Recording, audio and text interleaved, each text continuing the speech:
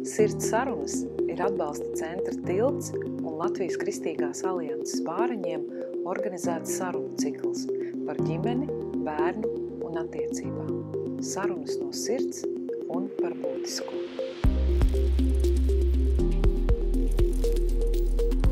Labdien, dārgie skatītāji un klausītāji! Mani sauc Dace Rence, un šis ir raid ieraksts Sirds sarunas.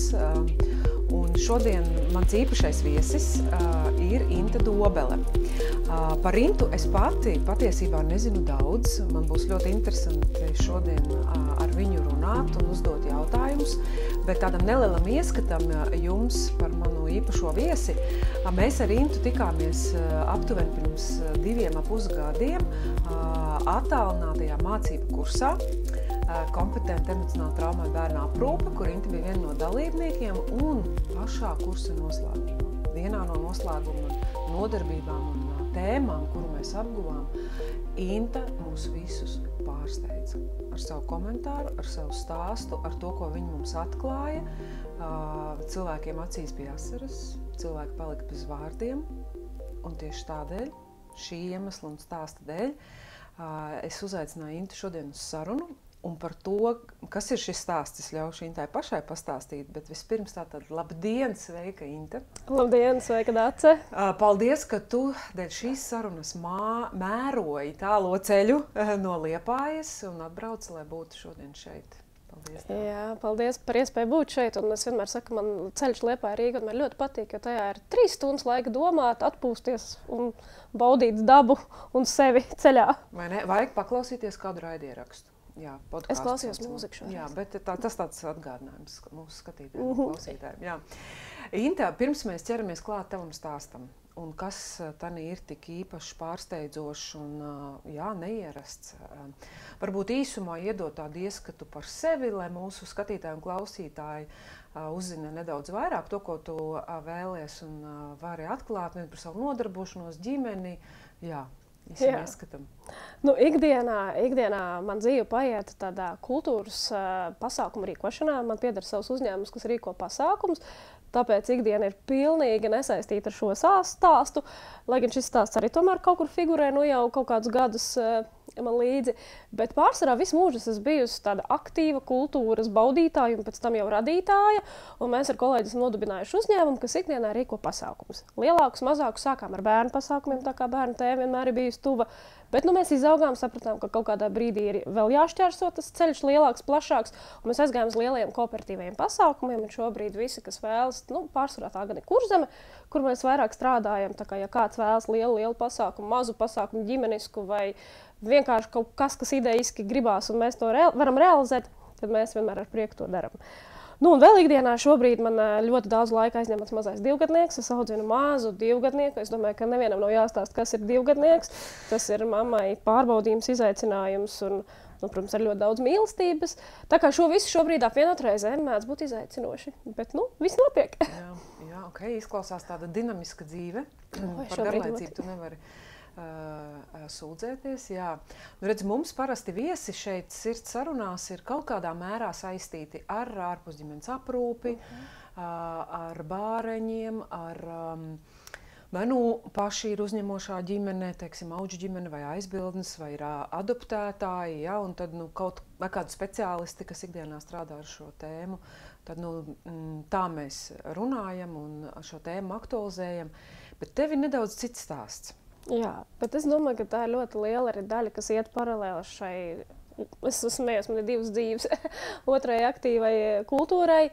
Tā ir adopcijas tēma, jo es 27 gadu vecumā uzzināju, ka es esmu adoptēta, tas jau ir kā 13 gadu atpakaļ, un visu šo laiku, tātad sākumā noteikti pati ar sevi mēģināju saprast, kas tas ir, ko ar šo darīt, ko vispār darīt, ja tu cilvēks 27 gados uzzini, ka tu esi adoptēts. Un vēlāk jau šo tēmu, kad es pati ar sevi biju tikus ļoti daudzās terapijās galā, es sapratu, ka par to ir jārunā. Jo tā ir īstenībā lieta, par ko ļoti maz. Vismaz tajā laikā, kad es uzzināju, gandrīz neko nevarēju atrast. Ja? Es atceros, ka es tajā dienā, kad uzzināju, es iegāju Google un rakstīju, esmu adoptēta. Ko darīt? Tieši tā arī. Tieši tādā tekstā es uzrakstīju, un tur izlicis tieši nekas. Latvijā vispār nekas. angļu valodā bija viens raksts, kas īstenībā principā gandrīz, arī pagaidām, es te kaut kad vēl googlēju, kaut kas ir nācis klāt, protams, vairāk, bet idejiski šī tēma ir ļoti maz par viņu runāts. Un es domāju, ka es pat nezinu, cik Latvijā ir tie cilvēki, kas ir adoptēti jau tādā, adoptēti bērnībā, bet pieaugušā vecumā uzzinājuši par to.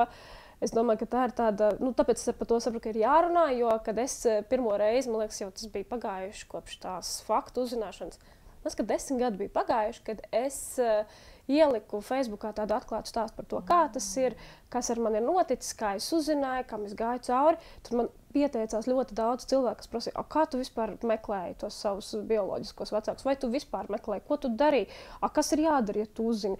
Jo tā tēma, ko darīt tālāk, jau principā Latvijā nav tik izplatīta. Ir tieši šīs uzņemošās ģimenes, kas atkal ir ļoti labs stāsts par to, ko varbūt nedarīt vai darīt no manas pieredzes, bet tieši, ja tu esi pats adoptēts bijis, un tagad tu tieši pieaugušā vecumā, ja bērnībā tu esi uzzinājis, tas laikam drusku savādāk. Viņš kā tāds stāsts vijas līdzi, bet 27 gados tas tāds šoka moments bija. Diezgan liels. Par tām detaļām es noteikti pajautāšu tev noteikti, bet tā tad ieskatam mūsu klausītājiem un skatītājiem apmācībās, kuras mēs vadam, topošajām, uzņemošajām ģimenēm, esošajiem adoptētājiem, auģu ģimenēm. Ļoti lielu daļu mēs veltam tādu sadaļu par bērnu stāstu. Kam tad pieder bērna stāsts, ko darīt ar šo faktu, ka bērns ir adoptēts, vai par to runāt un kā par to runāt. Tas parasti ir mirklis, kad izvēršās ļoti tādas kaismīgas, kaislīgas diskusijas, ļoti bieži vien pretēji viedokļi, cilvēki no savas pieredzes dalās. Neviens patiesībā nav dalījies tā kā tu, no tik personīgas pieredzes, bet kāds no saviem viedokļiem, tie parasti ir ļoti pārliecināti. Ģimenes, kurām jau ir bērniņi adoptēti, viņi daudzi ļoti pastāv pie tā, ka nē, tās bērna dzīve līdz ienākšanai ģimenē ir jānogriež un jāpasargā bērns un tā, un tad tur ir viela ļoti daudz kaismīgām sarunām. Un tieši tādēļ tas, ko tu pateici, pēc tam man liekas, ka mēs bijām izdiskutējuši, kāpēc, kas un kā, un kāpēc tas ir svarīgi, un vai to teikt, un tu vienkārši tā, it kā starp citu pateici, es arī uzzināju, es esmu adoptēta, es to uzzināju tā, un patiesībā es uzskatu, ka, un visi palika vienkārši bez vārdiem, jo pret tavu vārdu un tavu pieredzi, kurš ir to visu piedzīvojis, kurš no malas var pateikt? Pastāsti tagad, tad varbūt vairāk, tu teici, tādā vienā dienā, kad es uzzināju. Tas bija kā filmā. Kā uzzina cilvēks, ka viņš ir adoptēts? Atrod kādus dokumentus vai... Izstāstīšu īsumā tiešām, lai arī skatītāji saprot, jo tas, ka man kaut kas savādāk ir nekā citiem, es jūtu jau bērnībā. Es ļoti skaidri atceros, ka es kaut kādos 5 gados gāju, mammai prasīju, mamma, es esmu jūsējā? Un tad, Pelīt, protams, tu esi mūsējā. Tad es augu lielāk, tad man tur nāca kaut kādas manas izmaiņas, gan ķermeniskās, gan tā, un es teicu, bet kāpēc es vispār neesmu līdzīgi jums? Un tad es, tā gadās, tur tā un šitā. Un tad kaut kādā brīdī, kad man bija izjukusi jau pirmā ģimene, es ļoti, ļoti vienmēr esmu meklējis. Man vienmēr bijis jautājums, kāpēc? Par visu arī bērnībā. Kāpēc tā? Kāpēc šis? Kāpēc? Bet tādā lielā vecumā tas bija kaut kādi 25 gadi, kad es biju šķīrusi savu pirmo laulību, un es meklēju atbildes, kāpēc. Kāpēc vispār kaut kas tāds notika? Kāpēc es ar kaut ko netieku galā? Kāpēc man šķiet, ka man saka vienu, bet es jūtos pilnīgi savādāk. Tu tā kā apšaubīji? Es apšaubīju pilnīgi, sākot no pirmkārtām no laulības šķiršana bija liela krīze tajā brīdī, jo tā bija ļoti, tā bija mana laulība, kur man likās, ka viņa nekad nešķirsies. Un tajā brīdī, kad viņa notika, es meklēju atbildes, kāpēc. Arī sevi. Tātad, kas man kaiš, kas man nav labi? Varbūt es kaut ko varu mainīt. Es gāju terapijās. Un pirmajā terapijā, kur es gāju, man teica, klausies, tu tiešām visu par sevi zini. Viņš saka, tev viss ir labi. Es saku, ne, man nav. Viņš saka, bet tev viss ir labi. Es saku, ne, man nav. Un tajā brīdī, kad es izgāju no tā kabineta, es domāju, Aurūd, tiešām kaut kas nav. Jo es meklēju, kas ir tas, kas man nav. Tad es gāju pie mammas un teicu, mammai, klausies. Man šķiet, ka varbūt ir kaut kā tā, ka kaut kas nav. Vai tu man vari palīdzēt? Uz ko viņa, protams, atbildēja, ka nē. Ka viss ir labi, ko es te izdomāju, kas tās par muļķībām, jo viss taču ir labi. Un tad tētis, man bija 27 gadi, tētis saslima ar vēzi. Un tā, ka tas iznākums nebija skaidrs, uz kuru pusi. Nu, tur varēja būt visādi, paldies Dievam, tur bija viss labi, beigās vēl kādu laiku. Bet es aizgāju pie viņiem ar tādu cietu un nolemtu tādu sajūtu, ka vai jūs man varbūt, ja ir kaut kas, ko stāstīt, jūs izstāstat tagad. Un ja nav, nu tad nav. Bet ja tomēr ir, tad pirms kāds no jums aiziet no šīs pasaules, es gribētu zināt. Un man jau tas raksturs tāds, kas tā varēja aiziet, tā nosēsties. Un tas, kas man nošokēja, viņi teica, nu labi, mēs padomāsim. Es izgāju no viņa mājām, es domāju, ko tad jūs tur padomās? Man pirmais bija, man bija toreiz tā sajūta, ka nu varētu būt, ka mammai varbūt ir kaut kā citādā gadījies, un tētis man ir pieņēmis, vai otrādi tētis. Nu, dzīvē visādi mēdz gadīt, tas jau bija pietiekuši liela, lai to saprast.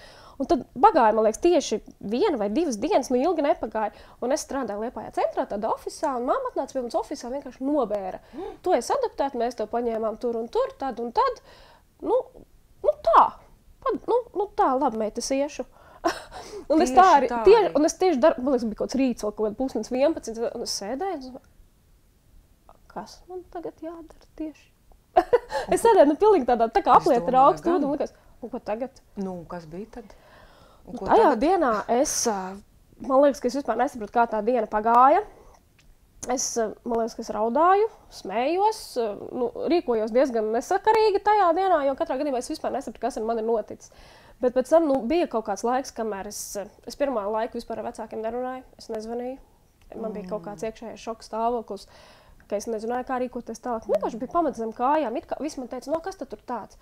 Nu, tev adoptēja, tev forši vecāki. Un tā bija taisnība, man bija fantastiski vecāki, bet nav jau stāsts par to. Ir stāsts par to, ka tu vispār nesaproti, kas ir, kā adoptēja, kā tā kā man kāds izmet un kāds paņēma. Tas jautājums tajā brīdī, tajā vecumā vēl likās, it kā es pat jūtu to visu mūžu, es biju jutus. Jo es jau pati gāju ar to jautājumu, bet tad, kad tev to pasaka, tas jautājums, lai ko es būtu gribējusi uzzināt, es vienkārši netiku ar to galā, ar to, ko es uzzināju. Un tad īstenībā sākās tāds ļoti lēns un ilgs ceļš uz to, ko vispār ar šo darīt. Pirmais, ko es darīju, gāju uz dzimtsarakstu nodaļu, prasīt, vai tiešām es varu kaut ko uzzināt par sevi, ko nozīmē adoptēju un tālāk, kas Latvijā ar šo ir jādara. Ja? Un tad viņi man tur ilgi mēģināja teikt, ka tajā laikā, tad tev bija kaut kādi 11 gadu atpakaļ tagad. Viņi teica, ka nē, mēs nevaram teikt, ja jūs paši nezināt, varbūt, ka jūs izdomājat. Es teicu, nesaku, cik man ir gadi. Jā. Un kad nē, un īstenībā ļoti ilgi man teica, nē, ka es teicu, kā, ir, saku, labi, tad es, kas man jādara, lai es to uzzinātu. Un tad viņi saprata, ka es runāju nopietni, un parādījās dokumenti. Tu zināji, vai tad tu zināji savu dzimšanas vārdu? Es zināju, neko es nezināju. Es tikai zināju vecākus, savus, kas man adoptēja vārdu uz vārdu. Nē, un es ar to arī gāju, ka man šādai sievietei, Intai Dobelei, ir adopcijas lieta visticamāk, kaut kur. Un es sāku meklēt, kur tad viņa ir. Un izrādās, patiešām viņa bija pirmā daļa bija Liepājā, dzimtsarakstu nodaļā, kur man iedeva papīrīti par to, ka kaut kas tāds vispār ir noticis.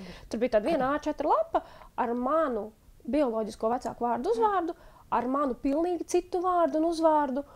Un tālāk, ja es devos, es sapratu, ka tur bija Rīga apakšā, un es devos uz Rīgu, uz Rīgas dzimtsarakstu nodaļu. Es to ceļu mēroju tā, jo es nezināju, kur jāiet. Es tad mēroju ceļu uz Rīgu, mēģināju saprast, dzimtsarakstu nodaļā man arī tā, un mani nosūtīja uz arhīvu. Uz Rīgas arhīvu. Jā. Un tad, tur arī īstenībā atklājās pilnīgi visa tā lieta. Tur bija gan lieta tā kā Rīgas pusē, un vēl viena lieta bija izrādās pēc tam arī Liepājā, tā kā adoptētājiem, jo tas bija padomu laiks un tiem, kas ir bioloģiskā ģimene. Un tas lielākais šoks man tajā brīdī bija, ka man bija nomainīts pilnīgi viss. Dzimšanas datums, dzimšanas gads. Vārds uzvārds tas pats par sevi, tas man tā kā tādu šoku neradīja, jo es saprotu, jaunai ģimene grib dot savu vārdu, uzvārdu, kas ir skaisti, un man nebija pretenzija, bet es visvairāk man tā kā nošokēja, ja kāds zina to filmu Truman Shows, tad man likās, ka es esmu tieši tajā nonākusi, jo kāpēc dzimšanas datums ir jāmaina. Un es gāju pie vecākiem tomēr un prasīju, kā tas tā ir noticis, un viņi teica, ka viņiem vajadzēja sēdēt mājās ar mazuli, un tajā laikā vienkārši parāda pusgadu atpakaļ. Tā kā, ja man ir dzimšanas datums 25. februārs 85. gads, bet īstenībā man ir 29. augusts 84. gads, tā kā pusgadu atpakaļ. Un tad man likās, ka tas ir kaut kādas divas tiešām personības, divas dzīves, divas kaut kādi pilnīgi paralēlie ceļi, kas ar man dzīvē ir notikuši. Kuru dzimšanas dienu tu svini? Tagad es svinu abas. Tagad es svinu abas, bet īstenībā es aizgāju atpakaļ vai pie saknēm, pie tā, ka tomēr tas 29. augusts ir mana dzimšanas dzimšanas dienas. Tajā dienā parādījos pasaulē, un es pēc tam arī nonācu līdz tam, ka es esmu ļoti pateicīga tiem bioloģiskiem vecākiem, ka es esmu parādījusies šajā pasaulē, bet pirms tam es to nevarēju. Sākumā man bija tur kāds var būt. Nu, tāpēc, ka tas ir ilgs un garš ceļš ar sevi, lai tu vispār kaut ko tādu spētu saprast. Citiem tas laikam patiešām notiek viegli. Nu, jā, nu, adaptēji, nu, paņēmi, nu, labi, nu. Tu domā, ir tāda, es satikusi kādu, kur nu, ir viena, jā, man, nu, tad, kad man sāka uzrunāt, tad bija viena meitiņa, kas tā diezgan viegli, un teica, nu, okei, nu, man ir tā, labi. Nu, vai nu tas ir tā kā noslēpts, un ar to nav, bet man bija ļoti svarīgi šo atstrādāt, lai es spētu par to runāt vispār, nu, tā kā pati priekš sevis. Nu, tā kā neraustoties, lai man, lai man tā kā, nu, lai nav tā sāpja iekšēji milzīga, lai es viņu spētu izsāpēt, izprast, piedot, pieņemt, nu, visu, lai tikai es saprastu, kāpēc šādi tur tik daudz, es tā domāju, piedod, ka es to pārus, tur tik daudz to emociju, tur ir tas, ko tu jūti un domā par saviem, nu, bioloģiskajiem vecākiem, noteikti tur ir tik daudz jautājumu. Jā, un tādi, nu, kāpēc, kas, kā, un tad ir viss tas tavu vecāku stāsts, kuri tevi ir uzaudzinājuši, un tur taču ir tik pretrunīgas tās jūtas, tur ir gan mīlestība, gan tagad dusmas, kas ir normāli, es pieļauju, ka bija. Jā, un tā, tad kā tu ar to tiki galā? Jā? Nu, tādā ļoti lielā haosā tas kādu brīdi arī gāja, jo, nu, protams, tur bija pilnīgi tie pamatjautājumi, kā arī tu teici pret bioloģiskiem vecākiem, kāpēc man pamet? Kāpēc man atdeva, kāpēc es vispār nonācu bērnam? Nē, tādā, nu, paprasītas nevienam nevarēja, jo tad, kad es jau atklāju tos dokumentus, tad bioloģiskā māma jau bija mirusi, un bioloģiskais tēvs bija tajā laikā kaut kur, laikam, nu, tajā Padomju Savienībā bijis Latvijā, pēc tam, ka lai aizsūtīts atpakaļ, uz kurienu atpakaļ, tur tā kā bija kaut kāds Krasnodarskij kraj, bet, nu, mēs jau to neviens nezinām, ne arī viņa mēģināja, viņa teica, ka jūs arī diez vai to atradīsiet kādreiz, jo tāds, nu, arī tajā arhīvā, viņam droši vien bija kaut kādas tās lietas pētījuši, un teica, ka tā iespēja ir ļoti maza kaut ko tādu. Jā, Latvijā būtu iespēja, ka tu raksti, tu mēģini tā kā pieteikt, ka tu vēlēsi sazināties ar šo cilvēku, un tu vari sazināties, ja viņš ir dzīvs.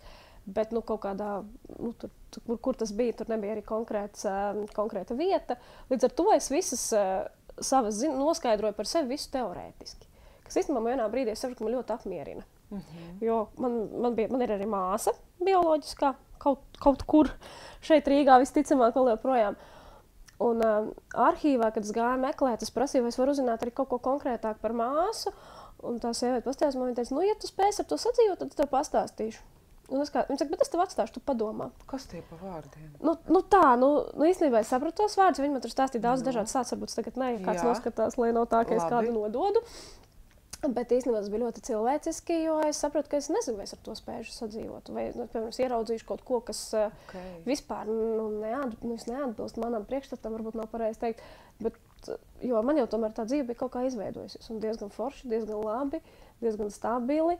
Un es sapratu, ka tā būs pusmāsa, kur es nezinu, vai es gribu satikt. Bet tā bija tāda iekšēji ļoti spēcīga sajūta. Tāpēc es teicu, ka nē, ka man nevajag zināt. Un ja es gribēšu kādreiz, es to noteikti noskaidrošu. Jā, un tā, un tad, jā, es aizplūdu kaut kur. Nē, viss labi, man ir daudz tādu jautājumu jau prātā, ko es gribu tālāk, bet tavs vārds, vecāku dotais un uzvārds, kā tev bija uz to lūkoties, vai tu to esi kaut kā? Bioloģisko vecāku? Jā. Nu, zini, man liekas, ka jā, es sapratu, ka es esmu krievu un ukraiņu tautības tā kā pārstāvis, un tur bija man krievu vārdiņš, Marina. Un es sapratu, ka es ar viņu īstenībā ļoti labi sadzīvotu. Pēc tā savu raksturu viņš man diezgan piestāvētu. Jā, tad mamma bija iedevusi vārdu. Jā, bet par to man vispār nebija tā kā nekādu emociju, cik es sapratu, tā, Inta, Marina, nebūtu svarīgi. Jo man pilnīgi viss apmierināja. Tajā ziņā man vispār nebija kaut kādu pārdzīvojumu. Un tiešām vairāk bija tāds pamatbāzes jautājumi. Kas es esmu?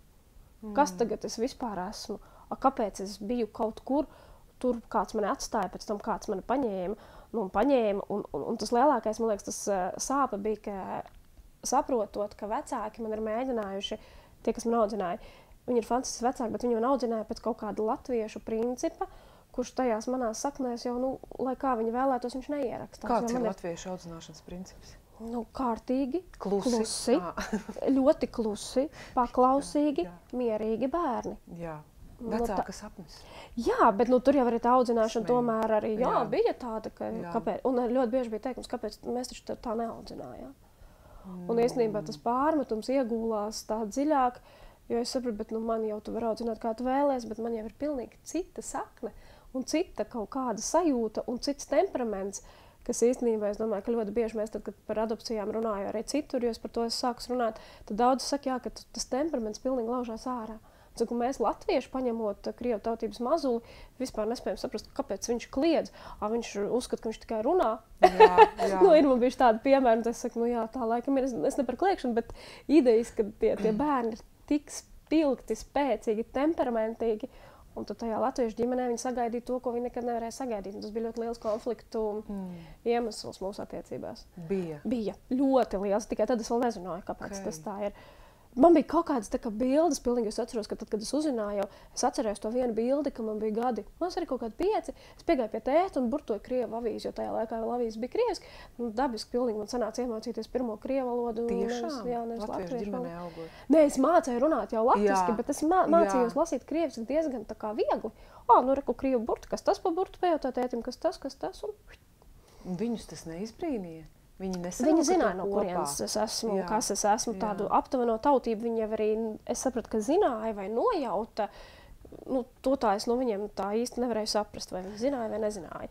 Vai tikai nojauta, jo teica, ka tur tā kā laikam kaut kas esot bijis tēvs. Jo tajā brīdī jau arī īstenībā tā informācija vecākiem, kad adoptēja bērnu, nebija nekāda.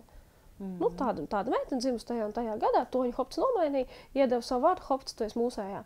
Ko tu zini par savas dzīves pirmajiem gadu, mēnešiem? Es līdz pusgadam nodzīvoju bioloģiskajā ģimenē, un man izņēma no viņas, jo tur tie apstākļi nebija īpaši spoži. Un tad man ievietoja tajā kapseļu bērnu namā.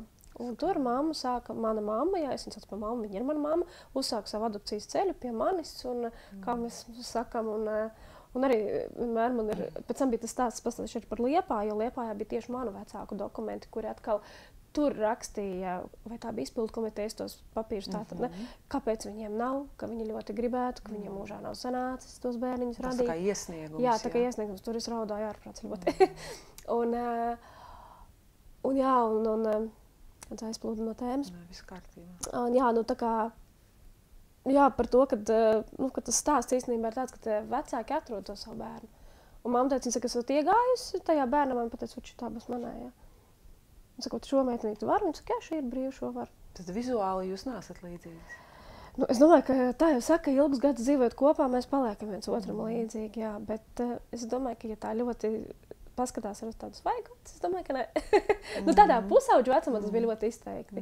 Ja mani vecāki bija ar tādiem, plānākiem matiem, tur gaišāku ādas krāsu, gaišāku vispār, visu kopumu, ja, tādu ļoti mierīgi, ļoti forši, prātīgi, tādi, un tad biju es. Uguns. Pilnīgs uguns un pilnīgs, kas nonas, ja kaut kas nav, tad nonas visu, kas tur ir pa ceļam. Jo es atceros tās savas, tās urdošās un plosošās sajūtas iekšā. Es domāju, ka tas jau vienkārši bija tas, ko es jūtu.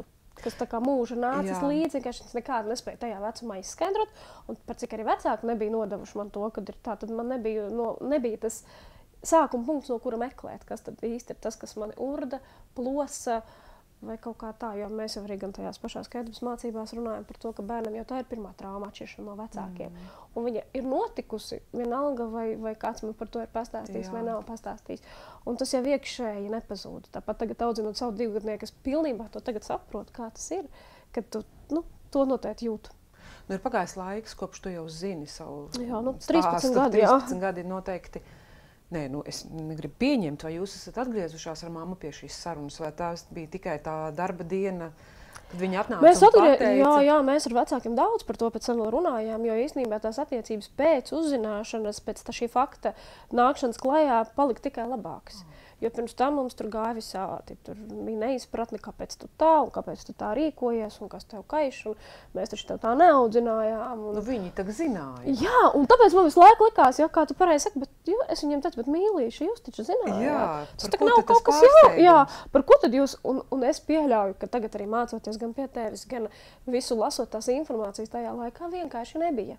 Tāpēc vienkārši nebija. Tur nebija kaut kas, tur vienkārši nebija. Un tad viņi kā savu bērnu audzināja un principā pieņēma, ka tā tagad ir jābūt. Un viņa neizprata, kāpēc tā nav. Tad es pieļauju, ka viņi varētu domāt, ka audzināšana ir tā, kas nosaka. Jo, bieži par šo tēmu runājot, cilvēkiem paceļas jautājums gēni vai audzināšana. Kas tā kā ņem virsroku, cik liela ir ietekme, ja? Kā tev pašai šķiet? Nu, teiksim, tā vide un audzināšana pret to nacionalitāti, gēniem, to, kas nāk? Es domāju, ka audzināšana noteikti šo gēnu var ielikt tādā ļoti skaistā virzībā, tādā skaistā plūdumā, esībā, bet tas, ka viņu var izskaust pilnībā un tu pēkšņi kļūst ļoti mierīgs, pilnīgi tāds, ēterisks, tā nekad, man liekas, man šķiet, ka tā nav. Es gan neesmu ģenētiķis, bet... tas ir par tādām izpausmēm, bet, parasti cilvēkiem, uzņemošajām ģimenēm, tiem, kas nāk un apsver iespēju uzņemt bērniņu, ļoti bail par tiem nelabvēlīgu, vecāku paradumiem, kaut kādiem, kas tiks pārmantoti. Nē, es teiktu, ka nē. Un ka tur tie gēni noteikti ņem sirsroku. Par to man atkal ir tikai pēc manis. Stāsti, ļoti vērtības. Jo tiešām tie vecāki, kuriem es piedzinu, bija gan alkohola cienītāji, gan nevisai tāda laba dzīvesveida piekritēji, tad es teiktu, ka varbūt ka tā ir audzināšana, bet es domāju, ka tas nav tas, kas nododās. Ka tā ir kaut kāda iekšējā, kas cilvēkā pirmkārtām ir ielikts no Dieva, no dabas un no visa pārējais, pat nezinu, augstākā spēka. Un, protams, arī audzināšana var veicināt, ka tas neaiziet kaut kur.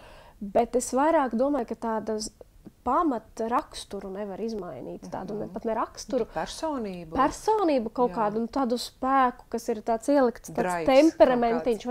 Daudz jau saka, ka temperaments nav. Es nezinu, varbūt, ka viņi var saukt savādāk, bet es teiktu, ka kaut kāds tāds iekšējais drives, varbūt mēs viņu tā viņš ir.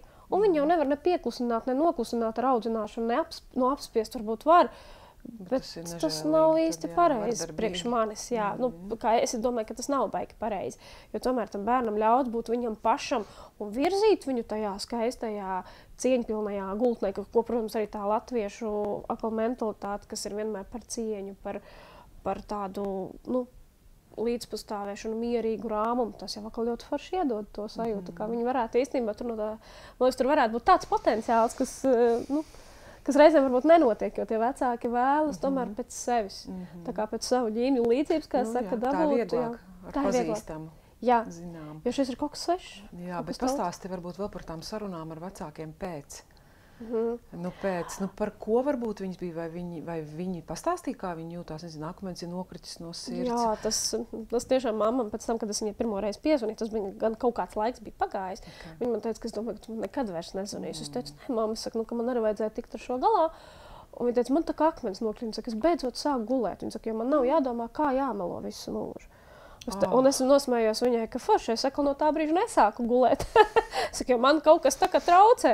Bet tas bija tāds joks un tā, bet ļoti lēnām es ar mammu tā kā izrunāju kaut kādas tādas sievišķīgās lietas, varbūt tās, kā viņa jutās, kāpēc vispār kaut kā tā, tad es vairāk arī uzzināju to ģimenes dzīves stāstu. To es šobrīd nestāstīšu, tas, lai paliek manu vecāku ziņā, bet arī viņš bija tāds smags un tāds, kāpēc tie bērniņi nevarēja būt. Un tad viņi adoptēja mani, kas tomēr atkal tai ģimenē ieviesa pilnīgi jaunu dzīvi. Tā bija. Tāpēc arī par dzimšanas dienu, kad man prasījies ar vecākiem kopš šis brīžs. Es svinu arī to dzimšanas dienu, jo tā ir viņu. Tā ir viņu ģimenes dzimšanas diena. Viņi varēja izvēlēties, viņi izvēlējās datumu. Viņi izvēlējās datumu, mēnesi, gadu. Gadu tāpēc, ka parauga tā kā atpakaļ to pusgada. Un tas ir viņu tā kā liktais, bet no to es visu mūžu dzīvoju. Tāpēc es svinu abas. Man ir divas dzīves, jā. Jā. Par gēniem es tev pajautāju par to sarunu ar vecākiem, jā. Vai viņi, vecāki tā kā, kāpēc neatklāja? Varbūt tāpēc, ka tā bija daļa no tādas kultūras un toreiz tā neviens nedarīja, vai viņi arī par tādām savām bailēm kaut ko minēja? Jā, viņiem noteikti bija bail. Viņi jau teica, ka mēs redzējām to tavu raksturu, un mums likās, kāds būs, ka mēs tev pateiksim, tu vispār aizies no mājām tur 11 gados. Un es teicu, bet to taču varēja jau sākumā sākt. Tiešām, 5 gados, kad es tev pirmo reizi prasīju, saku, kāpēc tu neteici? Kā tad es tā teikšu? Man arī, viņai mamma, tā kā mana oma.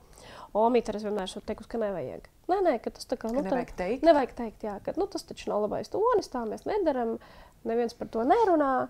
Un kādreiz jau tas vispār bija. Es nezinu, vai šobrīd vēl ir tas adopcijas noslēpuma likums, ja? Jā. Ka, ja kāds izstāsta, tāpēc es brīnos, ka man neviens neizstāstīja, jo apkārt zināja pilnīgi visi, izņemot mani. Taču cilvēki zināja. Pilnīgi visi, izņemot mani. Bet es domāju, tai jābūt. Bet viņi visi klusēja, malači. Es domāju, tai jābūt ļoti, es nezinu, atrast īsto vārdu, interesantai sajūtai, ka tu saproti, ka tu esi dzīvojis kaut kādā tādā... Paralēlā realitāte. Jā, ka cilvēki ir, viņi nav teikuši tā patiesību. Tā ir vislielākā, man liekas, ka tas bija arī vēl viens no lielākajiem, ko teica par dusmām, minēja pret vecākiem. Tad tās dusmas noteikti bija par to, ka pret mani nav bijuši atklāti, jo man vienmēr ir bijis svarīgi, arī šobrīd vēl joprojām man dzīvē ļoti svarīgi būt patiesai, pret visiem. Pret savu bērnu arī kaut kādos brīžos, pret vecākiem, pret līdzcilvēkiem, draugiem, arī darbā pat. Es ļoti godīgi es aizvien pasaku, kā es jūtos vai kā es domāju, protams, cieņpilni, bet godīgi. Un tāpēc man vienmēr tas ir bijis ārkārtīgi būtiski, un tas man bija tāds liels nodevības brīdis. Man likās, kā tad tā jūs man tā varējāt nodot, ka jūs man nepastāstījāt, es taču jums tā uzticējos. Un īstenībā tajā brīdī uz to mirkli jau tā uzticība ļoti sašķobās, jo tā liekas, kā? Kāpēc tad jūs šādi darījāt? Tā taču neviens nedara. Tas ir bijis noteikti tāds process, tu teici arī terapija. Jā, man visus tos, es teiktu, ka visus 10 gadus bija, ne jau tā, ka katru dienu vai katru vai visu laiku, bet noteikti man bija dažādas tās terapijas, kurās es gāju strādāt gan ar ķermenisko pašu sajūtu, kur īstenībā bija kaut kas varbūt saglabājies, gan es arī gāju terapijās kā terapijā pie psihoterapeita un mēģināju atrast tur atbildes uz jautājumiem, jo pēc būtības jau man liekas, ka man tas tie 27 gadi kā tāda robeža šķautne, kad es sāku veidot pati sevi vēlreiz. Jo tad es tikai mēģināju saprast, kas tad es esmu, kas man vispār patīk, ko es vispār gribu darīt, ko es negribu darīt, kāda es esmu. Jo pēc būtības jau to lielāko daļu dzīves man kāds mēģināja iestāstīt, kāda es esmu. Bet īstenībā jau tā disonance radās starp to, ka man likās, tā nav. Jo man jau ir pilnīgi savādāka sajūta, bet tā kā iespējas izskaidrot viņu nav, pamats, uz ko balstīt to sajūtu nav. Un tāpēc es gāju tajās, sākumā tā terapija bija, tā kā pirmā bija nezināmā, jo, visi saka, tev taču viss ir labi, tev tur viss notiek, ja? Par ko tu uztraucies? Un dažām viņš saka, es nesaprotu. Un es nesaprotu, kā var nesaprast, bet man taču kaut kas urda. Un tad pēc tam, tā skaidrība īstenībā ļoti labi ievies to sajūtu, par ko tad es tā kā... Kas tad bija tas noslēpumainais, tas viens pazudušais fails, viņš tā kā tāds puzlīti likās kopā. Tad tev tagad tāda lielāka,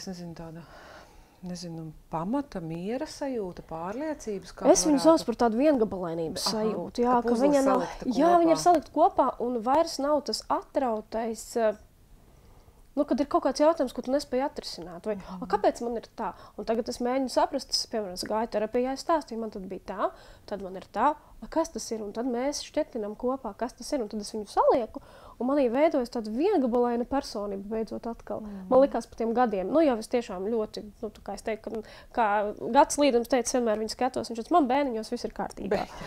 Beidzot bēniņi ir tā kā nedaudz sakārtoti, jo tā lielā disonance jau radīja to plosīšanos, kad es tā kā, it kā tā jūtos, bet man saka, ka tu esi tāda, un tad man saka, kāpēc es esmu tāda, ja man vispār ir šādi, un reaģēju, vispār es brīžos šādi, un tad man saka, bet tas taču ir slikti, tā ka mēs nedaram, un tu saproti, bet kā nedaram, bet es jau tad daru, kāpēc es tā daru, kāpēc, piemēram, es nezinu, jaunībā es varēju aizlidināt pulti pret sienu un teikt, nespēja regulēt emocijas. Jā, nespēja regulēt emocijas, bet īstenībā jau tajā brīdī, kad tu saproti, kas tu esi, kas tevi uztrauc, kā tu saproti, tagad ar mani notiek kas. Jā, bet viņas neapzinātas, ja tu viņas neapzinies un nenosauc vārdā, tu nesaproti, kas ar tevi notiek. Līdz ar to tas jau ietekmē pilnīgi visas dzīves jomas, gan ģimeni, gan visu, pilnīgi visu, jo tas plosošais kaut kas ārdās, viņš jau nav sazemēts, nav nosaukts vārdā. Un tas īstenībā priekš manis bija ļoti, ļoti būtiski. Saprast, man vispār, es vienmēr spēc, man visu vajag saprast. Un ja es to saprotu, man iestājas pilnīgs miers. Inte, ja es tagad tev lūgtu, pieņemsim, atnākt un vienreiz novadīt šo moduli mūsu apmācāmajai grupai, kur ir par bērna stāstu, par bērna zaudējumiem. Es nezinu, vai tu vēl atceries no Ketbas, par visiem zaudējumiem, par to, kā teikt vai neteikt patiesību. Ko tu teiktu šiem cilvēkiem, kas sēž un ir ar dažādām pārliecībām, balstoties uz savu pieredzi un to, ko tu esi sapratusi? Es noteikti viennozīmīgi teiktu, ka vajag teikt, jo tas man ir, tāpēc es arī par šo skaļi sāku runāt, jo man likās, ka tas ir pārāk maz kustināts un stāstīts, un tieši tā mana pieredze. Tā ir tāda tabū tēma. Jā, tā ir pilnīgi tabū tēma, un es teiktu, ka vajag, jo man liekas, jo ātrāk, jo labāk, jo bērnam ir tiesības zināt, kas viņš ir. Jo viņš, varbūt ne visi, varbūt ir kāds jūtīgāks, kāds mazāk jūtīgāks, bet es teiktu, ka tajā kaut kādā iekšējā sajūtā kaut kas ir ierakstījies. Un agri vai vēlu tā iekšējā sajūta lien ārā. Vai mēs to gribam redzēt vai negribam pētīt, tas atkal ir atkarīgs no bērna. Bet vienmēr saku, jāskatās uz to bērnu. Nu, man gribējās. Man ļoti gribējās, un ja vecāks, manuprāt, redz, ka tam bērnam tas ir ārkārtīgi svarīgi izzināt, tad sakam. Tad nav viennozīmīgas atbildes. Nevar teikt, ka jāsaka, jo, protams, katram savs. Bet es teiktu, ka jā. Es kā tu tā kā pamatotu? Nu, labi, ir tad viens viedoklis jāsaka, otrs, ka nē. Un parasti tas, ko esam dzirdējuši mēs mācot, ir, kad nav jāsaka, jo tās pārāk sāpīgi, pārāk traumatiski būs bērnam. Kad ir jāpasargā, kad tagad sākās jauna dzīve no šīs, viss, kas ir bijis, mēs tā kā to tā. Ko tu pamodelēsim tādu situāciju? Kā tu tā kā atbildētu, ko tu teiktu? Papildus vēl. Kāpēc? Vairāk, man liekas, par to godīgumu, par to, ka, ja tā ir jūsu ģimene, vienalga, kurā brīdī viņa ir sākusies, tad mēs šo ģimeni būvējam uz godīguma principa, ka mēs ielēžam savā ģimenē bērnu, un mēs viņam sākumā tiešām bērnu valodā izstāstam. Jā, tu esi varbūt piedzimis citur, bet tu dzīvo ar mums, tu esi mūsu dēls vai meita.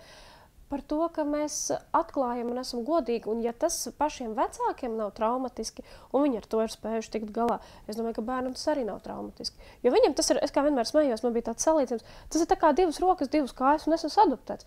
Tā ir daļa no manas dzīves, kura nevar tikt atrauta. Un ja mēs viņu neatraujam, tad tas ir ļoti godīgs, caurredzams tāds ģimenes princips, kurā mēs veidojam tuvas un ciešas attiecības. Un ja mēs izraujam kādu posmu, tur tā tuvība un ciešās attiecības, manuprāt, reizēm var nerasties. Varbūt reizēm var rasties, tāpēc es vienmēr saku, ir izņēmumi. Varbūt, ka tas bērns pats negrib zināt. Vai vecāks, piemēram, jūt, ka varbūt nemaz nevajag teikt. Tiešām, ir citreiz, ka tu jūti. Bet ja lielākoties, cik es arī dzirdēju šos stāstus no tiem, kas pieaugušā vecumā ir uzzinājuši, vai jaunībā, ir kas bērnībā, jaunībā, ka viņi, pārsvarā ir tas, kā forši, kas to zināja. Man tas bija tā, jā, es esmu adoptēts pusauģu vecumā, viena meitene man stāstīja. Pusauģu vecumā, jā, es gribēju saprast, kas ir tie mani, bet viņi uzzināja tagad pavisam nesen, arī mēs kopā ar viņu gājām tieši uz arhīvus, un viņi teica, Inta, es esmu gatava, tu nāks man līdzi turēt rokas, saka, siešu tev. Un kas bija ļoti interesanti, ka viņi tajā arhīvā arī noskaidroja, ka tā ģimene dzīvo turpat kaut kur netālu, un ka tur ir vēl brāļi, māsas, un ar dažiem no ģimenes locekļiem šobrīd, piemēram, sazinās. Tāpēc es domāju, ka agri vai vēlu tā sajūta, ka saprast, kas es esmu, gribās. Un traumatiskāk, manuprāt, bet tikai manuprāt, ir tad, ja mēs uzzinām to negaidot no kāda, piemēram. Ja tev tur tāda saka, ko tu klaigā, tu taču nemaz nav tava mamma, ja, piemēram, man kaut kad tāds teikums bija, bet es izrādās, viņa bija noignorējusi. Jā. Un ja es to būtu kaut kādā lielākā vecumā sapratus, droši vien tas būtu vēl traumatiskāk nekā uzzināt, ka tomēr tie mani vecāki saņēma dušu, atnāca un man pateica, ka jā, tā ir noticis. Bet, es teiktu, jā, jo tad jau ir vēl trakāk, ka viņi pat nemaz nav taisījušies teikt, un tu jau no kaut kā esi uzzinājis. Ja? Un nevienmēr tajā skaistākajā veidā tu to uzzini. Tāpēc es noteikti teiktu, ka, kad bērnam ir tiesības zināt savu dzīves daļu, tā ir viņa dzīves daļa. Viņa nevar būt, jo viņš ir viens vesels, un tā dzīves daļa ir tāpat, kā mums tiešām kaut kas notiek. Tas ir ar mums vienmēr. Jā, tas ir tavs stāsts, tas pieder tev. Tas pieder tev, tāpat kā es vienmēr, es arī salīdzinu, vai, piemēram, ir ģimene bijusi, man ir bijuši šķiršanās, kas ir bijuši ļoti sāpīgas, bet tā ir mana dzīves daļa. Un es jau viņu nevaru tagad izraut vai pateikt, ka es tagad par to nedomāšu. Es varu nedomāt, bet viņa ir mana dzīves daļa, un es viņu noteikti viņa man ir radījusi gan pieredzi, gan kaut kādas sajūtas, gan arī kaut kur tiešām pateicību par to, kas ir noticis tieši tāpat, kā es tiku līdz tam, ka mani kāds pamatot, kāds adoptējot, es esmu pateicīga par to, jo es tiku beigās līdz tam, es tik ilgi ar sevi strādāju. Arī tiku līdz tam, kad es tiešām to arī iekšēji gribēju, bet tas nebija tāds uzstādījums. Vienkārši vienā dienā tiešām kaut kā dabiski tik ilgi droši vien bija strādāts, jau ka nolās, ka es superīgi. Un tagad es arī saprotu to, ka mans dzīves tās kādam var iedot pamatu, kad, bet varbūt arī tā, ja? Un tāpēc es par to arī ļoti atklāti, ļoti brīvi runāju, man gribās, lai par to uzzinātu, tāpēc, ka, paskatieties, kā man ir noticis, bet tāpēc, ka varbūt mans stāsts kādu var iedvesmot, sajusties brīvāk, labāk izstāstīt. Bet tā zināmā mērā, es pieļauju, varbūt arī kā terapija tev. pašai, Noteikti. vai ne? Nu, tā kā to runājot, stāstot, kārtējo reizi pārcilājot un tā. Nu, tā jau saka, es jau tāpēc arī pie tevis nonācu apmācībās, jo es neesmu pabeigusi psihologs līdz galam. Un vienmēr jau saka, tie psihologi jau kaut ko savu risina, vai ne? Kaut ko savu risina, un tāpēc iet par terapeitiem, jo viņi paši dod, paši no tā ņem. Un es teiktu, ka tas jau tāds ļoti miedarbības process ir, kas notiek. Bet es esmu priecīga, ja es tiešām kādam, kaut vienam varu palīdzēt ar šo savu stāstu, un kāds aizdomājas, jo man ļoti, man pat īstenībā tiešām patika, un es biju priecīga, ka man pēc tam kāds rakstīja, un ka es varēju palīdzēt. Tad tev jau ir tāda tā kā grupiņa izveidojusies, varbūt tu kādu atbalsta grupu jau plāno? Mēs ar biedrību Plecs gribējām uztaisīt adoptētajiem, tie, kas ir adoptēti, kas ir uzzinājuši pieaugušā vecumā. Bet, diemžēl, uz šo grupu neviens nepieteicās. Un tad mēs sākām šķetināt arī varbūt tās kas un kā, un tad es paprasīju šeit apkārt, kas man tur jau ir tajā grupā. Viņi teica, jā, ka ļoti daudz jau negribētu par tādu runāt, par kaut ko tādu. Kā tu teici, tik atklāti, ja? Jo ļoti bieži jau tas nav kaut kas glaimojošs, tas nemaz varbūt nav smuki. Tas ir bēdīgi kaut kur, un nevienmēr, cik es esmu dzirdējuši no šiem stāstiem, nav paveicies tā, kā man bija paveicies. Es izaugu tiešām laimīgā ģimenē.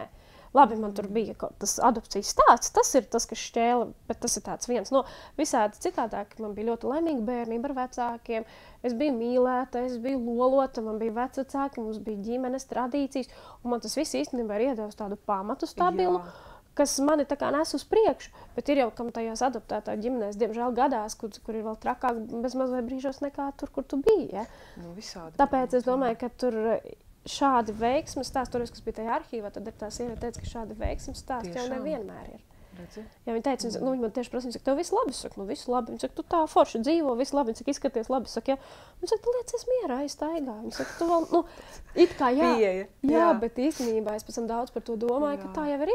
Jo tur viss kaut kas ir pieredzēts arhīvā. Ir pieredzēts, jā, es tāpēc viņiem sautīts vienmēr stāv, jā, uz galda, ja tu tur atnāc un gribi paraudāt, tev jau viss priekš tā ir. Es smējos, tā kā psihoterapeita kabinetā, viss priekš tā ir. Ko es varu uzzināt arhīvā? Arhīvā tu vari uzzināt pilnīgi visu par sevi, ja tu esi adoptēts. Arī droši vien, ja neesi. Jā. Bet tā tad arhīvā nonāk, es nezinu, vai šobrīd, bet tajā laikā nonāca lieta, piemēram, tur bija tāda Marina tāda un tāda, kur dzīvoja tādā un tādā ģimenē, tika ielikt bērnamā tāda un tāda, izņemta, piemēram, sākumais tur bija vēl slimnīcā, tad tur no slimnīcas izrakst, tur bija pilnīgi visi dokumenti, kas man iedeva to sajūtu, ka pirmkārt man gribējās saprast, vai fiziski man viss bija labi, ja?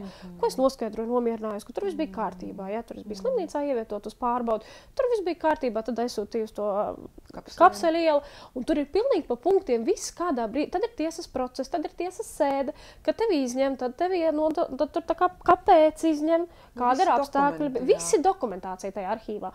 Bet šeit Rīgā es varēju uzzināt par to ģimeni, no kuras man izņēma, bet savukārt Liepājā es varēju iepazīties ar savu vecāku biogrāfiju un kāpēc viņi ir pieprasījuši šo adopciju. Tā kā divās vietās tas gan likās interesanti, jā. Es nezinu tiešām, kā ir tagad mūsdienās, vai tā arī dara, vai tiešām tajā arhīvā notiek tie... Jā, bet tas kā cilvēkam varbūt, ka no tiem padomju laikiem tā bija man vienīgā un ļoti forša iespēja saprast, kas ar mani ir noticis pirms tā posma, kuru es nezinu. Un tad ir kaut kāds brīdis, ka es jau atceros tos savus vecākus un dzīvoju, bet vēl ir kaut kāds posms, kurš man bija svarīgs. Ja mūsu skatītāju un klausītāju vidū ir kāds, kurš zina, ka viņš vai viņa ir adoptēts, un gribētos parunāt anonīmi vai kā citādi, ja? Vai var teikt, kad var tevi uzmeklēt? Var man uzmeklēt. Jā, es sāku domāt, ka varbūt individuālās konsultācijas Lūk, ja cilvēki nejūtās ērti nāk grupā un par to runāt. Jā, es īstenībā par to domāju, ka varbūt tā grupas sajūta iedod pārāk lielu tā kā atklātību, ka nav gatavi atklāties grupā, bet varbūt individuāli ir tā kā. Jā, kad varbūt, ka var kur tevi var sameklēt? Facebookā var mani sameklēt. Inta Dobele, jā. Es domāju, ka tie, kas gribēs, atradīs. Jā, tad tevi rakstījuši cilvēki Facebookā. Man ir rakstījuši. Jā, bet Facebookā toreiz man uzrakstīja pēc tā sava, kad es uzrakstīju tādu interesantu stāstu par sevi, gan tādu nedaudz poētisku, bet tādu atklātu par to, kas ar mani notic, un ka ja kādam ir šī pieredze, kad varbūt es varu palīdzēt. Un tad man es negaidīju, ka man rakstīs tik daudz, vienkārši bija messengerī vēstules par to, ka, mums arī tā ir. Vēl kaut kāda daļa, starp citu, bija tie, kas grib adoptēt, un tā viņi prasa, kā tad tur ir? Man ir jāstāsta vai nav? Redz kā? Jā, tāpēc ar Liepāju es piedalījos tajā Saifu, kas ir arī pie Guna Freigermena, pie viņas arī ar saviem stāstiem, kur es gāju tiem, kas vēlas uzņemt ģimenē, tad es gāju ar savu stāstu un stāstīt, kā ir man, un varbūt kādam tas kaut kā cilvēku uztvēra? arī tiešām tā, kā tu saki, ar ļoti dažādām emocijām, kad varbūt ne. Man īstenībā izbrīnīja, ka mūsdienās vēl joprojām tā ir. Man likās, ok, tajā tur tālajā 84. gadā likās pilnīgi ok, ka mēs par tādām lietām vispār nerunājam, mēs ne par ko tajā laikā nerunājām, ja. Bet šajā laikā man likās, ka tās informācijas tik daudz. Man nedaudz izbrīnīja tas, ka daudz saka, nē, es nekad neteikšu, nekad mūžā. Tas tagad ir mūsu bērns, un viņam nekad nebūs iespēja uzzināt. Bet vienmēr liekas, bet tas var gadīties. Ir tīpaši šajā laikmetā, kur visi mēdīji ir pieejami, Facebook ir pieejami. Nu, tev vienkārši var uzrakstīt kāds, kurš atrod tevi varbūt, ja? Ja tu neatrodi viņu vai nezini, ka tev ir jāmeklē atrod tevi. Tieši tā. Tāpēc šobrīd man liekas, ka tas ir ārkārtīgi drosmīgi mēģināt nepateikt. Nu, pie tā informācijas apraides, kas mums šobrīd notiek. Vai ar šo stāstu, ko tu pieminēji, ko tu esi dalījusies, vai mēs arī ar to varam dalīties, vai to var atrast? Jā, protams. Varbūt kādu tas arī uzrunā un ir vērtīgs Viņš jau gan ir tāds laiku atpakaļ, jā. Bet varbūt. Fakti nav mainījušies. Fakti nav mainījušies, jā, iespējams. Jā, ka vai nu pievienot klāt vai padalīties. Jā, un vēl vēlos atgādināt, ka Tilta resursi ir izdevuši arī brīnišķīgu grāmatu Patiesība par tavu pagātni. Es nezinu, vai tu esi lasījusi. Lasīju, man viņi ir. Jā, kur patiesībā ļoti pamatoti izvērsti tiek izskaidrots, kāpēc un kā runāt ar bērnu par viņu pagātni, kā praktiski to darīt. Tur dažādas piemēri no gadījumiem, kad bērni ir uzzinājuši vai nav uzzinājuši. Nu jā, vērtīga grāmata Patiesība par tavu pagātni, kā runāt ar adoptētu bērnu. Par adopciju vai kaut kas tādu. Jā. Laba grāmata, iesaku arī es. Bet tu noteikti arī savu varētu sarakstīt. Man arī tāda doma ir bijusi. Redzi, ka tu visu nosauc šodien. Lai top, kā moderni saka. Lai top, jā. Nu, es esmu domājis par to, ka varbūt kaut kādā veidā vēl, jo man liekas, ka tā tēma ir tāda, nu, viņa ir, kā tu saki, drusku tabū. Daudzi neatļaujas, bet varbūt tad viņi lasa. Es vēl par to padomāšu. Jā, vai tev varbūt būtu kāds profils jāuztaisa par šo tēmu, kur tu vari dalīties? Arī par to es domāju. Instagramā vai kur, vai arī varbūt Instagramā, jā. Šobrīd vienkārši drusku daudz aizņem laika. Divgadnieks, tas ir primāri, un tad vēl šie kultūras pasākumi šobrīd ir sabiruši ļoti daudz, bet kaut kādā brīdī es domāju, tam pievērsīšos varbūt pensijā. Tik ilgi lūdzu negaidi. Es domāju, varbūt, ka mēs arī pat varam kādreiz, es tā skaļi tagad domāju, ar kolēģiem būtu jāparunā uzaicināt tevi vai uz kādu klātienes sarunu vakaru ar cilvēkiem, kam interesē vai uz kādu lekciju.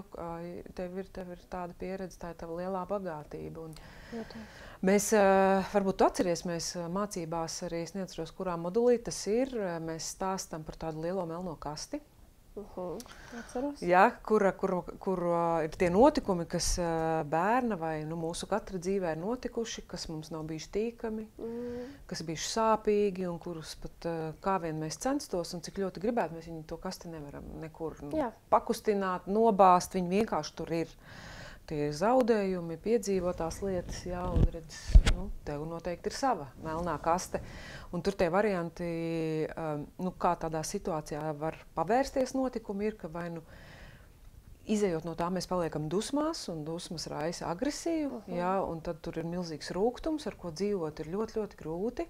Bet tā alternatīvas, ko mēs mudinām vecākus, atbalstīt bērnus, viņu zaudējumos un pašiem ar sevi strādāt, ir, kad caur skumjām iet uz pieņemšanu tā sava stāstu un izklausās, ka tu to lielo darbu esi izdarījusi. Es teiktu, ka jā, ka man ir, tu ļoti pareizi pieminēji, caur skumjām uz to pieņemšanu, jo tas bija tāds mans svarīgākais priekš sevis, pieņemt, ka tā ir daļa manas dzīves, nevis iet ar to visu laiku tādā berzē, ka Dievs, kāpēc ar mani tā noticis. Nekaunēties, taču arī nebija tā, ka kauns kādu brīdi bija tāds klātesošs. Man laikam nebija, bet man mēģināja viņu uzspiest, ka tas ir kauns. Jā, man mēģināja es pieļauju, ka īstenībā šī ir viena arī ļoti tēma, droši vien ilga un gara par kaunu, jā, ka tas tomēr adoptētam būtu ir kauns.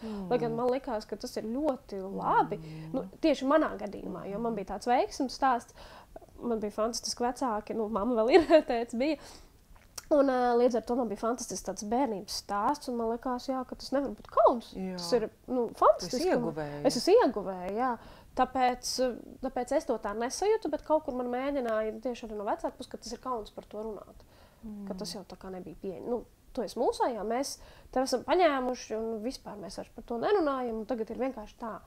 Bet mēs jau nevaram, kā tu teici, mēs jau nevaram tajā melnajā kastē to ielikt un necelāt, ja tas pats laužas ārā. Es arī beigās, pirms tētis devās mūžībā, Mēs ar viņu ļoti daudz par šo runājām, kaut kādā mērā, cik viņš varēja, jo viņš tā kā bija ļoti pārliecināts, ka tu esi mūsējā, un es teicu, ka tas nekādā brīdī nemainās, ja, kad es esmu jūsējā, bet tomēr, kad ir kaut kāda dzīves realitāte, kas ir notikusi, un tad, jā, tas īstenībā bija ļoti dziedinoši šīs sarunas, tāpēc es domāju, ka tiem, kad ir forši zināt, jā. Ir forši būt atklātībā, būt tādā... Tas dara brīvu. Tas dara brīvu, tā jā. Tā patiesība, vai ne? Ka tu vari tā... jā. Izelpot un nomest kaut ko no tiem pleciem. Un tiešām bija arī daži jautājumi, ko es gribēju zināt, kā tas ir bijis. Ja? Kāpēc tā? Vai arī tiešām, jā, es gribēju pajautāt mammai, kā tas bija, ka tu tieši mani izvēlējies, kā tas notiek. Un viņa tā stāstīja, likās, wow, fantastiski, ja? Ka tas ir kaut kāds atkal brīnums pilnīgs, kas tajā liktenī cilvēki droši vien ierakstās, jo to jau mēs paši, es jau pati to nevarēju, tā kā, ja tā ir kaut kāda cita augstākā spēka ietekme, kas man ir novedis šajā ģimenē, par ko es esmu atkal pateicīga. Mēs mācam arī tādu psiholoģiskās klātbūtnes efektu, no kā bieži vien adoptētājiem ir bail, un tas ir tas bioloģiskais vecāks, ka nezinu īsti, ko ar viņu darīt. Un ka liekas, bet es taču esmu mamma vai tētis, un ko tad tagad ar to otru vecāku darīt? Viņš mani apdraud, viņš būs mīļāks bērnam, labāks, un es zinu pati to sajūtu no ļoti, ļoti seniem laikiem ar meitu sākotnēji, kad viņas bioloģiskā vecāki parādījās mūsu dzīvē, un cik liels hauss ir galvā tajā brīdī. Ja? Bet ko tu varētu pateikt tādam pārim vai vienam cilvēkam, kurš domā adoptēt, vai jābaidās par to savu vietu, kā justies par to savu lomu bērna dzīvē, kā viņus, nostiprināt, kā nekonkurēt ar to bioloģisko vecāku.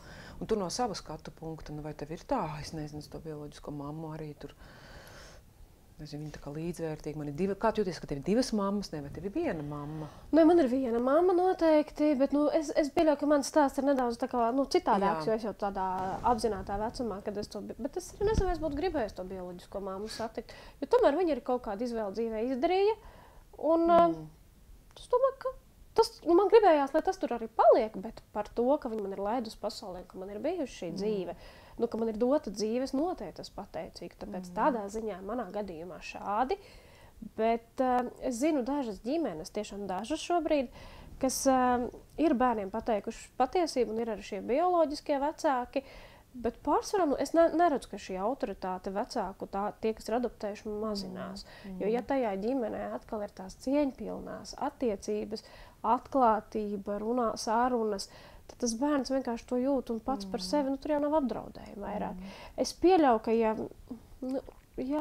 ļoti grūti šo man laikam būtu komentēt, jo man tā pieredze ir nedaudz savādāka, bet es nezinu, kā būtu, jo mani vecāki par to ļoti uztraucās, kāds būtu, ja es kaut kādā pusauģu vecumā būtu kaut kur aizskrējusi. Vai... Bailes, tur ir šausmīgi daudz nezināmā, jo tas tiešām ir ārējais faktors, kas pēkšņi ielaužas, un kas tad tas ir?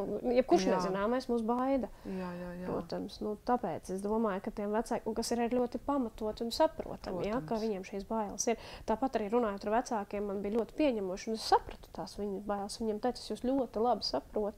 Bet, kad mēs saprast arī mani, ka mums visiem būtu viens otrs tā kā jāsaprot un tā. Jā, es nezinu, kā ir ar tiem bioloģiskiem vecākiem. Man šeit laikam būs mazāk ko komentēt, jo tāda pieredze man atkal varbūt, lai komentē kāds, kuram tā pieredze tieši ir no otras puses, kad jau ir tie bioloģiskie vecāki. Tā meitene, kas tur tā kā ļāva savai meitai sazināties, to es tādus 2 gadījumus zinu, tur vēl viens pāris, jā. Tur tā kā viss ir labi, vispār nav nekādu draudu. Bet varbūt var jau droši vien būt visādi. Visādi noteikti, cik gadījumi, cik ir iznākumi var būt. Tik stāsti un pieredzes un tā, bet vēlreiz milzīgs paldies, ka tu tā, tik brīvi, viegli, atklāti un tā patiesi par to stāsti un dalies. Es domāju, tas ir par milzīgu tādu svētību un iedrošinājumu daudziem. Es ceru. Jā, vai ir kaut kas, ko es tev nepajautāju? Ko tu gribētu vēl no tā sava stāsta pastāstīt, izcelt, pieminēt, vai ko tev gribētos, lai cilvēks zina, kā tas ir būt tavās kurpēs vai ar tavu pieredzi? Vai... Droši vien ļaut bērnu, es vienmēr arī runāju par to daudz, jo laikam tā ir tā lielākā tieši manas pieredzes daļa. Ļaut bērnam būt viņam pašam, vērot viņu, skatīties uz viņu, protams, vadīt, tas nenozīmē tā kā laist patvaļā, bet noteikti vērot un vadīt, bet ļaut viņam būt pašam, un ja viņš ir šajā ģimenē ienācis no citas bioloģiskās ģimenes, iespējams, viņam ir kaut kas atšķirīgs. Bet varbūt, ka šis atšķirīgais veido viņu tieši. Un tas var būt kā pilnīgs kaut kas, es nezinu, foršs tam bērnam, kas viņu tālāk dzīvē veda, tā kā neslāpēt to dabisko. Nu, protams, ja tas nav kaut kas tāds, bet es runāju par tādām normālām raksturu iezīmēm, vai par temperamenta, vai kaut ko tādu, ka mēģināt izcelt to labo un vērot un ļaut viņam būt pašam. Un, jā, laikam tas ir tāds lielāks. Nelauzt. Jā, nesalauzt nevienā variantā to bērnu. Vienkārši būt blakus, vērot, protams, atbalstīt un virzīt un vadīt noteikti, jo vecāks ir vecāks, bet jā, tādas nianses ieraudzīt tajā bērnā un izcelt un ļaut viņam augt tieši tāds, kāds viņš ir paredzēts šai dzīvei. Potenciāls katram jau milzīgs. Jā, noteikti. Jā. Tas, man liekas, no tāda adaptētā perspektīvas, īpaši, ja nav zināms, tas bioloģiskais vecāks, tas ir ļoti interesanti un pārsteidzoši, jo tu jau, teiksim, bioloģisko bērnu audzināt, es pieļauju, man nav tādas pieredzes, bet es pieļauju, ka kaut ko tu vari atpazīt un redzēt, no kurienes it kā tas nāk, vai ne, tur kaut kādas iezīmes var būt, vai nezinu, talanti vai kas, bet tas ir tāds pārsteigums. Lai gan man šobrīd audzinot savu bērnu, ir tā, ka es jau kaut kādu daļu par sevi nezinu, un līdz ar to tas ir tas, ka šobrīd uz viņu skatos, tev ir kaut kas tāds, un es pat nesaprotu, kas tas ir. Un man brīžos es smējos, gribas viņu pacelt pret savu, es tā, kas tas tāds ir? Kas tad tagad tas ir? Un tas nav no manis, tas arī nav no tēva. Bet tad no kaut kā tas ir. Un tad es domāju, jo es jau, man ir, tas īstenībā kā tādām adaptētām, ja es arī vispār nezinātu, tad man droši vien būtu vēl, starp citu arī veidojot savu dzīvi, droši vien būtu vēl jautājumi, kas tagad tas ir? Tagad es vienkārši saprotu, ka ir kaut kāda nezināmā daļa, kuras nekad nenoskaidrošu, pirms nezinu, kā izskatās mani vecāki pēc bildes. Tu nezini, tu arī neesi arhīvā, redzējis. Diemžēl, nebija, jā. Es būtu gribējusi ļoti. Un ievadot vārdu uzvārdu, nekur nekas arī var kaut kādu, pēc tēva vārdu uzvārdu ievadot, tur ļoti daudz tādi melnīksnēji vīrieši izlec. Nevar jau zināt, kurš ir īstais. Pat jau varbūt kāds arī, es vienmēr tā iegāju paskatījos. Bet, katrā gadījumā arī bērnā kaut kas ir kaut kādas arī vibes tos brīžos, es redzu kaut ko, kas vispār nav no manis. Cik interesanti. Tas noteikti ir tāds, kas varbūt man arī pat pašai šobrīd ir tāds jautājums. Tāpēc arī es domāju, ka es viņu vērošu, jo es jau nezinu vēl, kas varbūt tajā visā dzimtā, jo viņi jau pēc būtības tās saknes jau tur ir. Jā. Viņas ir un viņas ir neizdzēšamas, un viņas ir arī manā bērnā. Visticamāk. Un tad, kad tavs bērns paaugsies un jautās par viņa vecvecākiem? Es stāstīšu patiesību noteikti. Noteikti. Es vispār neredzu iespēju kaut ko samalot šajā jautājumā. Jā. Noteikti. Jo es domāju, viņš ir daļa no manis, un es esmu daļa no savas dzīves. Ka viņam ir tiesības tieši tāpat ar mani augt un saprast. Cik īpaši. Tas ir interesanti, kad pašai es arī ļoti ilgi nevarēju tikt pie bērniņiem, tāpēc viņš man ir tāds brīnums. Īpašs stāsts, paskaties, tava iespēja tomēr piedzimt un dzīvot un tik veiksmīgi, un tagad tas bērniņš, kas tev ir dāvāts, lai Dievs svētīgi un vada un dod tev izturību, pacietību, spēku ar 2-gadnieku. Jā, to arī zinu. Jā, mēs varam atbalstīt vienu otru negulētajās naktīs. Tā kā, un tā kā jau noslēdzot mūsu sarunu, virzot to uz noslēgumu, vēlreiz vēlos atgādināt mūsu klausītājiem un skatītājiem, ka Inta Dobele ir atrodama sociālos tīklos. Facebookā tevi var meklēt, uzrunāt, ja ir jautājumi, ja ir vēlmes ar savu pieredzi varbūt padalīties, vēl kaut kādus jautājumus paprasīt un vienkārši vajadzīgs kāds, kurš saprot un ir pieredzējis ko līdzīgu. Tu esi atvērta, gatava, paldies tev par to. Atgādinu vēlreiz klausītāji par grāmatu Patiesība par tavu pagātni. To var atrast, ierakstot vienkārši kādā no meklētājiem internetā vai tiltaresursi.lv, kur šī grāmata var pasūtīt ļoti vērtīgs rīks un par šo tēmu turpināt domāt. Un paldies tev, ka tu atbrauci. Paldies, ka uzaicināji. Jā, paldies. Man tiešām patiesi prieks. Vienkārši šī stunda parasti ar īpašo katru viesi ir tāda ekskluzīva iespēja. iepazīt tuvāk, uzzināt vairāk. Jā, un es aicināšu tavus skatītājus skatīties, un tad jau tu dalies. Es dalīšos, jā, un tad jau arī varbūt lai iet plašāk, ieraudzīs. Jo mums ir ļoti daudz brīnišķīgi stāsti, un ja jūs zinat kādu, kuru mums būtu vērts izcelt, vai uzaicināt kā viesi, noteikti dodiet ziņu man personīgi. Atgādinu, ka vairāk par iespējām uzzināt par uzņemošajām ģimenēm, statusu atšķirībām, par veidiem, kā katrs var atbalstīt un iesaistīties bāriņu kalpošanā, ir palīdzi bāriņiem.lv.